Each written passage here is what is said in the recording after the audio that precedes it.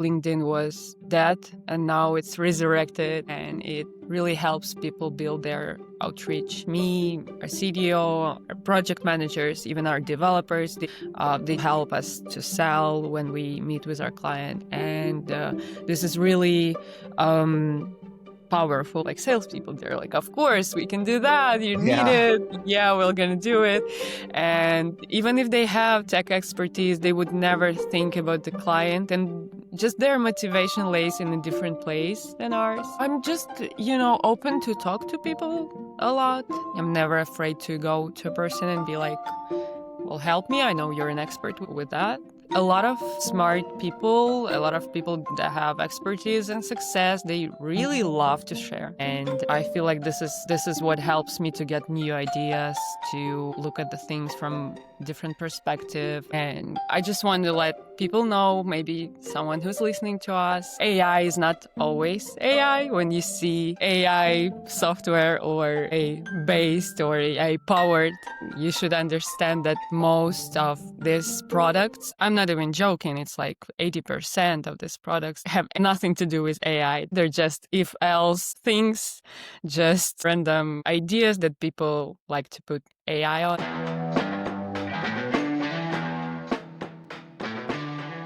Thank you. I'm good. How are you? Good, good. Nice to see you again. Likewise. Amazing. Are you ready to go? Of course. Yeah. Sweet. Okay, so let's do this. I'm already recording, so we're good to go. Welcome everyone to the Imperial Arts podcast. Today's guest is building software with a soul. Marina is the founder and CEO of Southwave, a US-based dev agency with roots in Ukraine and 100% client retention rate. That's right. Every That's client us. stays. Hey, We'll get thank it. you. We'll definitely get into that. I mean, from complex SaaS platforms to custom CMS builds, her team of 20 delivers end-to-end web solutions that actually last. And Marina has scaled teams through war, through COVID-19, and through multiple continents, and brings nearly a decade of hands-on experience managing tech, growth, and resilience. So if you're all looking for a founder, or if you are a founder looking to build something that doesn't fall apart, then this episode is a masterclass for you. Marina, welcome to the show. Hi. Thank you so much, Edward. It's really nice to be here. I really hope I can be of help to someone. So I'm sure you will. So, in this podcast, we'll go through the ups and downs of your business, and of course, before we'll dig in, I will give you some context. I'm the founder of Imperial Arts. We partner mainly with B2B SaaS companies to help increase their revenue and profitability by acquiring new clients. So that is why we're interviewing people from Mercedes-Benz, Cisco, and a bunch of other leaders. And today we're proud to have Marina on here to gain deeper insights into the market in this podcast. So it'll be about a 30 to 40 minute episode. Does that sound good to you? yeah, sure. Cool. So I understand that Southwave provides development services within the B2B sector. Could you share some insights into your business and the role you play within it? Yeah.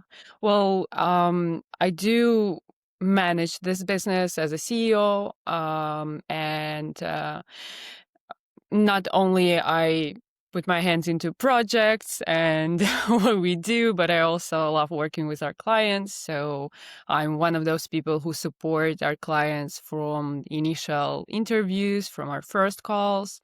And yeah, we do build software. We do build websites when people need a little bit more than just a website, something custom, something specific for their niche.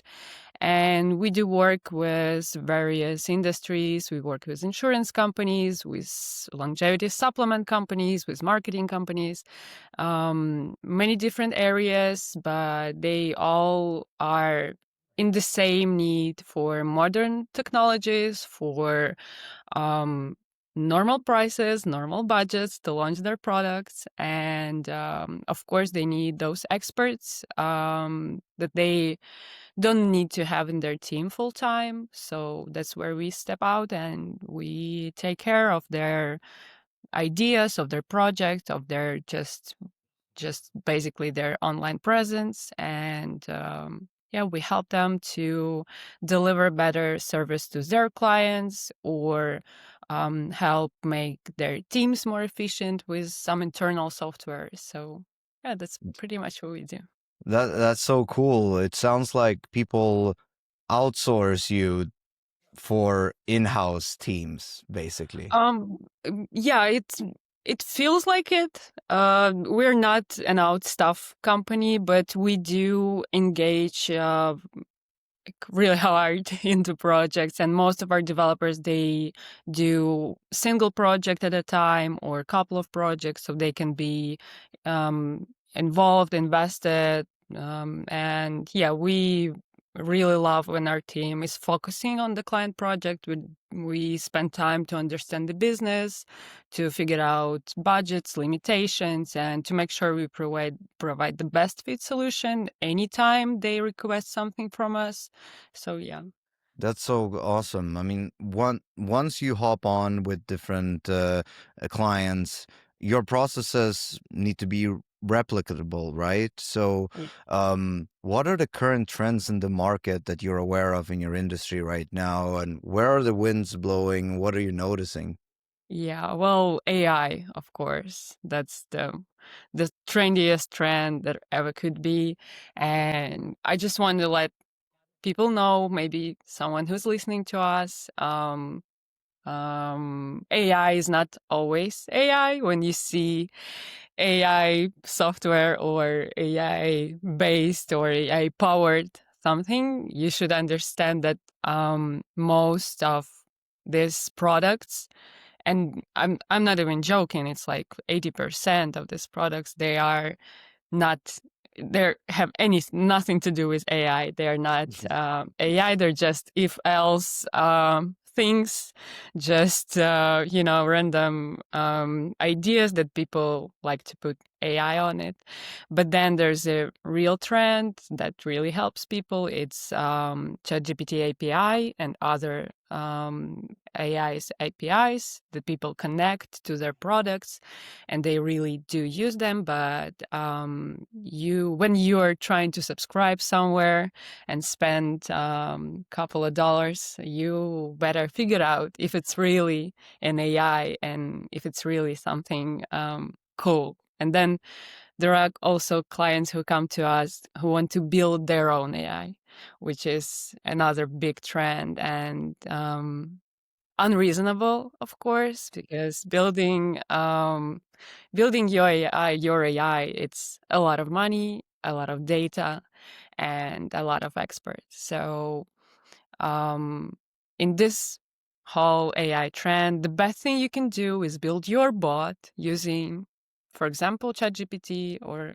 other solutions available, and figure out your monetization. How do you wanna um, make sure you not only spend but also get some money from those outputs you give to your visitors or clients. And yeah, so we're gonna we're going to see a lot of AI trends, I believe, for many years, and it's something that's never gonna die. I feel like WordPress, it's something people would be like, "Oh, WordPress gonna die in a couple of years," but it's still here, and it's gonna Yeah. be here for a lot of years. So yeah, I feel like it's the biggest trend, and it's biggest conspiracy also in a way between tech companies, because we do know it's not AI, but then Yeah. people still pay and still spend money to build their language models, which is really expensive and not always successful. So yeah, that's the trend right Yeah, I now. mean, not only do you have to develop your own model, you also have to run them on GPUs, Oh, and oh, that's the most expensive part, I yeah. would say. Um, we have seen companies partner with NVIDIA's like startup programs. They have some VC backed kind of programs where they Mm, lend GPU power, mm. but building your own AI at this point in Oh, time, yeah, just don't go there. yeah, unless you are deeply into computer science and understand Yeah. that, start with a wrapper, and go from Yeah, there. for sure. So, Sure. speaking of AI and maybe other trends, what's happening in the market that's making the landscape more challenging or easier to operate? Could be Um, everything from growth to even AI or whatever comes to mind. Well, there are many things. Like first thing that pops up to my mind is LinkedIn, which is now a great tool, not just the other like average social media. Like 2 years ago, LinkedIn was dead, and now it's resurrected, and it really helps people build their outreach. And this is something that helps us very much because we use LinkedIn for outreach, and of course, we get to connect with so many different cool people and get to know a little bit more than just email before we connect with them. So that's a cool thing to use, and both for us and our clients. And this is something that really changed the landscape. So now, if you don't exist in LinkedIn, you just don't exist. And no matter how much, what's your traffic on your website, even. So yeah, um, a really big trend, and I feel like it's gonna grow, and that's a good thing. And so many young professionals now can come to LinkedIn. They don't have a team, they don't have a website, they don't have many things that we used to have to launch a business, and they can just create their consulting careers and many other cool things. So yeah, but in like tech environment, I feel like there's always something that appears. Technologies became better and simpler, easier to develop with help of AI. I would say in our team we don't really like engage AI in development. We would use it for some processes, like some isolated processes, like code review, or maybe refactoring sometimes, maybe to figure out, like to get ideas from him, how to execute something. But our team prefers to use tools that are still not really powered by AI. And despite all those co-pilots and everything, you still need a person to code. And really often our clients, they need to cut corners a little bit, and we have to come up with some ad hocs and some ideas how we will help them to cut those corners without like huge problems in the end. And this is something AI could never do, and just because it's wrong, basically. But there are ways and there are possibilities that can be unlocked only with human mind. So we often just use old school human brain to execute. Yeah, AI is only as good as its operator at the moment.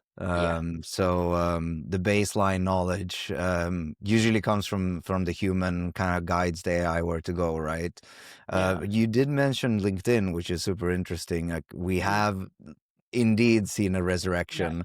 We're seeing our own clients starting to post more. We help them with content, and they get way more inbound sales and signups just from their LinkedIn profiles, and it's amazing to see. Even utilizing Sales Navigator is an amazing tool, and growing your network has helped a lot of our clients tremendously. Yeah. When you look at the next 6 to 12 months in your business, where do you see the biggest opportunity for growth that you're really excited about, and where do you see the biggest gaps that need to be fixed? Okay. Well, the biggest opportunity, I feel like it's still AI, because we get a lot of requests from our clients in this field, and we are trying to get more expertise in our team. So that's um, a challenge and opportunity for us. And it's really hard to get that stable, high level expertise because of how rapidly everything changes. And I feel like it's something we're going to be focusing on in developing our experts in team. And then most trouble I feel like we will be getting from, of course, our outreach and sales, because we never struggled. Like our team, we would communicate with other tech founders, and they would be like, well, we have delivery problems, we have like hiring problems. For our team, it's always sales, because we focus on projects so much. We don't really um, fixate on things we need to fixate on, like our cases and reviews from our clients, and many things that help um, get that outreach up and going. And we'll be focusing on that too, because I feel like for many agencies who work for year to 3 years, it's really important to build that outreach, to build tech stack and team who will work on it, because results in this field are not easy to deliver, not fast to deliver, and you really need to spend a lot of time, and then you're kind of look at it and figure out what you did wrong, so you start over again. And yeah, I feel like this is like two things that are both opportunities for us, but also something challenging, and we're gonna work on that. Yeah, how important is it for you to build more strategic visibility right now? So whether that would be your business branding or company positioning or just getting your Yeah. story out more clearly to ideal partners or clients, is that something you're looking into? Yeah, all of it, of course. And when we are figuring out our positioning, we have to kind of focus on those clients who bring us most value, who bring most revenue. And a lot of our clients are referrals. So people wouldn't recommend us to people from their same industry. They would recommend us to whoever. And to grow and to get those initial projects, we had to work on really different projects. So now niching down is kind of a problem, because we don't want to lose our clients, and we don't want to position ourselves as someone who can't help them anymore. And this is something tricky for us to figure out. And there are a lot of questions in this field, like who do we choose and on Right. who do we focus. And like Yeah. niching down is such an essential thing for companies like ours, because there are a lot of us, like many, and additional companies. There's another developer coming to the field and being like, okay, I'm gonna be manager now, I know how to develop. And this is happening, like, I don't know, 5 times a day all over the globe, and many new companies appear. And without niching down, you're just another dev shop, another cost dev company. And yeah, it's something like we don't want to do, but still we have to do it. And yeah, we do have some trouble in that, meaning like we have utilized many frameworks to figure out the positioning, and we utilized expert help. But then it always comes down to question, who do you cut off and on who do you want to focus? So it's also Mm. scary, because you're like, okay, I'm gonna lose all those potential clients who were never your clients, but still you're kind of feel like you're losing those. So yeah. What is some of the niches you have been looking into, just looking at your current clients? Let's dig Mm. into it. Yeah, sure. I'd love to. We kind of divided our possible approach to that, to niching down into industry niching down way and expertise. So we do have like separate expertise that we have, separate services that we provide. So it's custom software development, which is something cool, but also hard to get because not a lot of companies have budget or many other tiny bits we need to ensure the project is successful. And then we do websites with specific custom functionality when someone needs something extra, or they want their website really secure, or they want it to be really stable for a long time, or they need some custom ways to attach it to their Amazon shop or some other services. And those are two niches that we're trying to figure out if we can work in those and if we can position ourselves good enough for those. Then also we have industry separation. So we have, I would say, like 5 clients in insurance industry.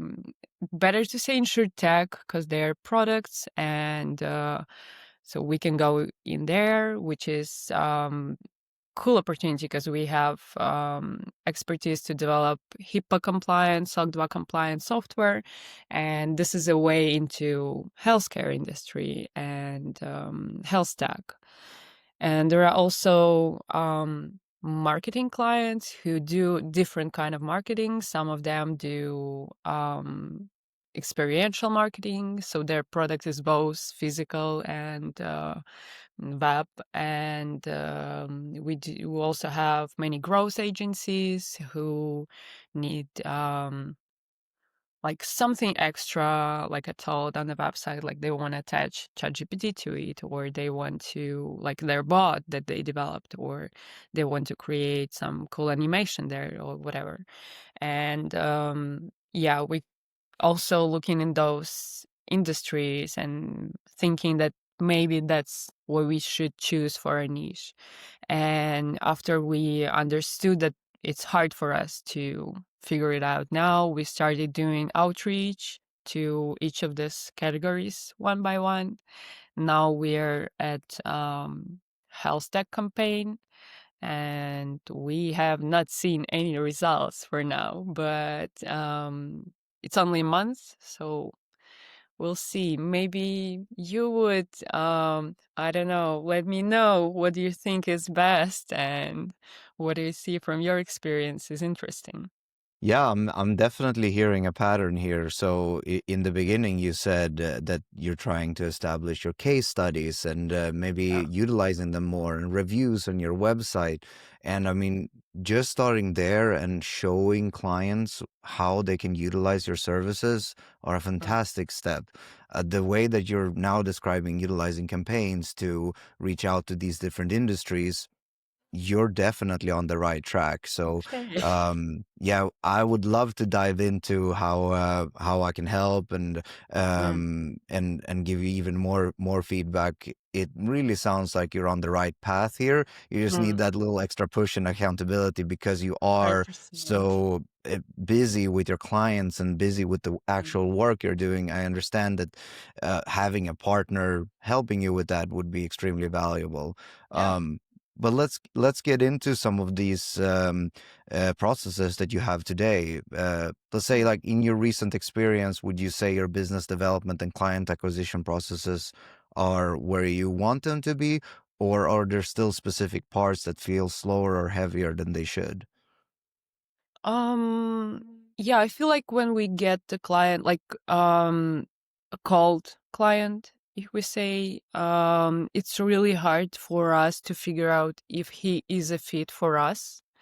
And I would say that when we get referrals, it's usually people who are bottom of the funnel, or I don't know how you call it, but I feel Yes. like it. So they are ready to develop, they have money, they have ideas, sometimes they even have like wireframes or something cool like that. So that's where we can really start working and start showing how cool we are, and we basically close the deal right away. But then we work with someone who is just thinking about it, and like, I don't know, maybe I want the project, maybe I don't want it. So they're not even choosing between who's gonna execute it, they're only thinking. Yeah. And that's where it's a little bit hard for us to figure out if we're gonna work together. And this time investment, um, I'd say 50% of the time is uh, it's still interesting to figure out someone else's business. We still help them whichever way we can, and it's just not efficient at all. Hmm. So yeah, What there's what this. is not Yeah. what is not currently efficient in your opinion? We spend a lot of time to just talk to client to help him figure out what he wants, and mm, I would say we could spend like 5 to 7 meetings just talking to someone, and it it happens. Like we are, like I told you, we're always ready to help. So for each meeting, we would prepare something. We would prepare some information or some insights or some ideas even. And when clients who is not definite in what he wants, he would always be like, "Oh, okay, this is cool, and this is cool, and this is also cool. So let's talk about that more." And it all, like, not always, but it usually ends in our suggestion to the client to use some no code or low code platform and figure out it for himself to try the product out or the website. And usually people who are not sure what do they want to do, they don't have understanding of the budget also, so they're Yeah. like um not really they don't really understand how much things cost. And yeah, we do spend like, I don't know, 7 hours, and we get a possible future Oh. client with good relationship, but not the client right away. So yeah. Yeah, it seems like these specific people are not your exact product market fit. They Yeah. maybe are very early in the process, Yeah. even sometimes too early, where they don't have funding or they haven't proven if the product Yeah. works. And I understand you also don't want to push somebody to invest a ton of Never. money into a product that Mhm. might flop, because Yeah. most of them do, right? Yeah. A lot of people think that they can just build this amazing product and the people will come, but sometimes it's better to start with the MVP and get the word out and then slowly build the traction, right? And iterate from there. So Yeah. it's very nice of you and honorable to be so honest. But at the same time, you also want the right people to contact you and the right people Mhm. to understand the budget. And I mean, I guess the dream scenario would be that you would come in to a company who's already looking to hire engineers, but instead Yeah. of hiring one engineer, they can get a whole team that Yeah. can help build a product. And you sound like an amazing partner in that sense. Yeah. Um, I feel like. so go ahead. No, no, no. I just wanted to tell it. Yeah, it's good that we do that and we help these people, and we don't and we just openly say that anyone can build their MVP 1, and you don't need developers and experts. It's like a punch in the gut for many cost dev companies, but you don't need them. And you don't need people if you don't have any functionality on your website and it's just a look. You don't need developers again. And it's not like AI help you, but there are many, many tools with AI or without that can help you get that MVP 1 and check it out. And um, we never just take those projects because we know people can do it by themselves, no matter how technical they are. So Yeah, yeah, but I not couldn't agree profitable, more. of course. Yeah. I mean, even people think that they need a product to launch with initially. You don't even need that. A Yeah, simple landing page, even a yeah, slide deck, with a join waitlist button or sign up for an email, Yeah. just to gauge how many people are interested is an Hmm. amazing start, right? Yeah, yeah. You don't even exactly like you said. You don't need a product. You don't need even MVP one because people would sign up for whatever it says. If it resonates with them, if it's something they need, they will sign up and they will let you know, I want this product. So yeah. So back to your pain point of finding the right Mm. clients. If you had a magic wand that you could wave to solve one thing in your company in relation to growth, what would that one thing be? What's screaming at you right now? What's priority number one? Mm, I feel like um I don't know, many things come to my mind. They're just List them there's all if you can. yeah, there's nothing like I don't know. I would many things. In my team, there are only people like my perfect team who I want to work with, but then there is lack of additional extra talents. Like our clients, they're lacking tech talents. It's the same way we do lack marketing focused people and sales focused people. So I would say like we all do sales. Me, our CDO, our project managers, even our developers, they do upsells. They do help us to sell when we meet with our client, and this is really um, powerful way to sell because they are experts, not only salespeople. And this is something I feel like maybe I do have some limitations in that field because I don't want to hire salesperson because I know they're gonna sell not something we should do for our client, and then it's gonna be hard because we had salespeople, and Yeah. this is how it goes. Salespeople are like um salespeople. They're like, of course we can do that. You need Yeah. it. Yeah, we're gonna do it. And even if they have tech expertise, they would never think about the client, and just their motivation lays in a different place than ours. Yeah.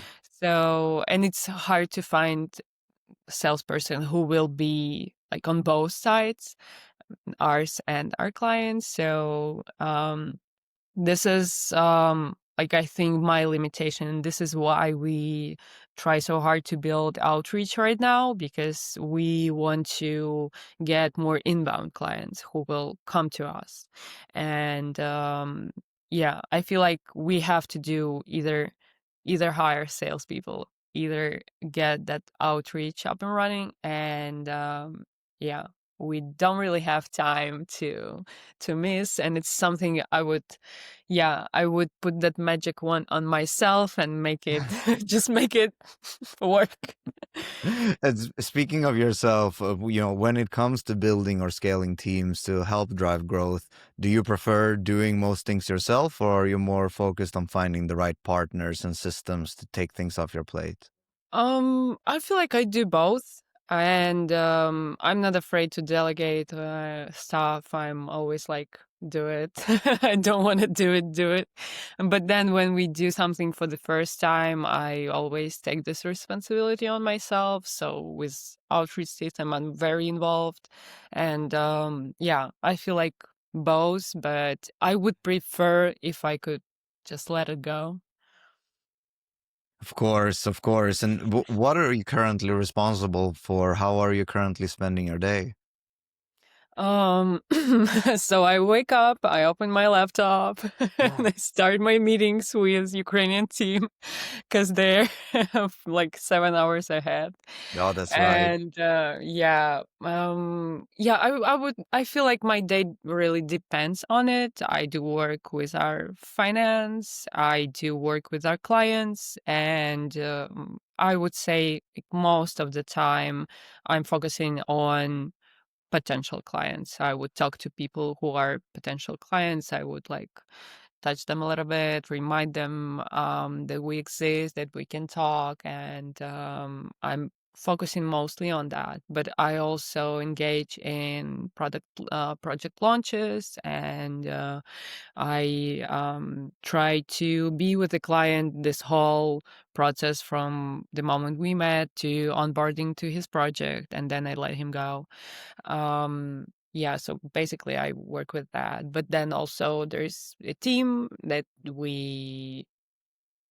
needs management, and not like micromanagement, but still we do have weekly meetings, and I need to spend some time to prepare for those. So um yeah, I feel like that's it. But then if I really hard like think about it, there are many other things I could do Of too. But course, as I can a, only imagine. as a founder, you do a lot of stuff. Yeah, you wear many hats for sure. Yeah, you can say Yeah, well, that. it sounds like, I mean, of course, for an agency like this, client nurturing is number one, making Mm, sure that everybody's happy and yeah, making sure that your production runs smoothly. So makes total sense. yeah. Um, well, let's say, kind of what is the most important metric for you right now? Is it new clients? Is it the pipeline growth? Is it meeting with new prospects? Yeah. What's top of mind? There are three metrics I really track and I really worry about. It's MRR, so a recurring revenue, and this one is always fine, which is helpful. But yeah, I still focus on it a lot. Then your revenue, of course, something we lack, and yeah, that's top two. And then top three is commercial hours. So percent of the hours I compare hours we spent and then hours we built, like to our clients, and this percent is also really important. We Previously, I would also worry about bench, like people who sit on a bench and wait for the project. But now we work on hourly basis with our team, and we don't have project problem like that. We just need to make sure their workload is stable, and that's it. So I do care about commercial hours a lot. Makes sense. Makes Yeah. sense. Again, operations, operations, Yeah. operations. Yeah. So one thing we love about the leaders that we interview is that they're usually really open to new ways of solving old problems. How do you personally approach finding new strategies or partners to help drive growth in your business? Um, Yeah, I'm just, open to talk to people a lot. And I feel like this is what helps me throughout the years and throughout all the challenges. And I'm never afraid to go to a person and be like, well, help me. I know you're an expert with that. And this is really good skill that I picked up a long time ago. And that it's something that really helps me, because a lot of smart people, a lot of people that have expertise and success, they really love to share.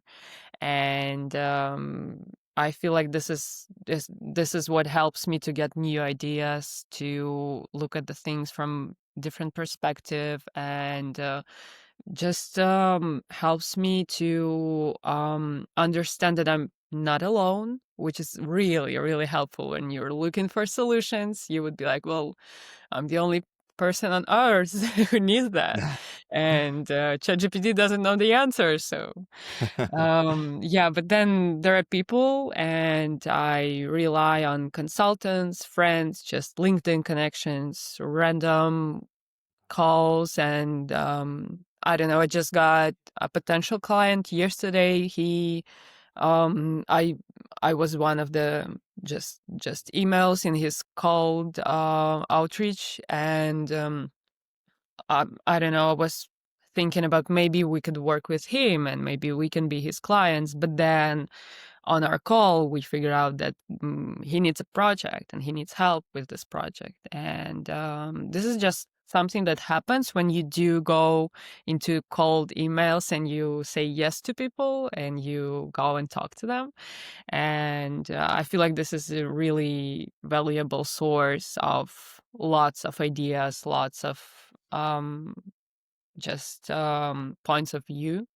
And I don't always agree, but I would always try to like tweak my perspective and try to look at it from different views. So yeah, it helps me Yeah. figure out things. Yeah, what a great insight. I love that. Just speaking to people, expanding your mind, listening to others that's maybe already done mistakes on the road, and what you can learn from that. Marina, this was awesome. I love hearing about your stories. Is there anything you'd like to share that I didn't ask? I'm not sure. I'll just invite people to go to my LinkedIn and connect, and I'd love to talk whatever it is you need to talk to about. And I'm really happy to be here. I love our connection. I feel like we can help each other in the long run.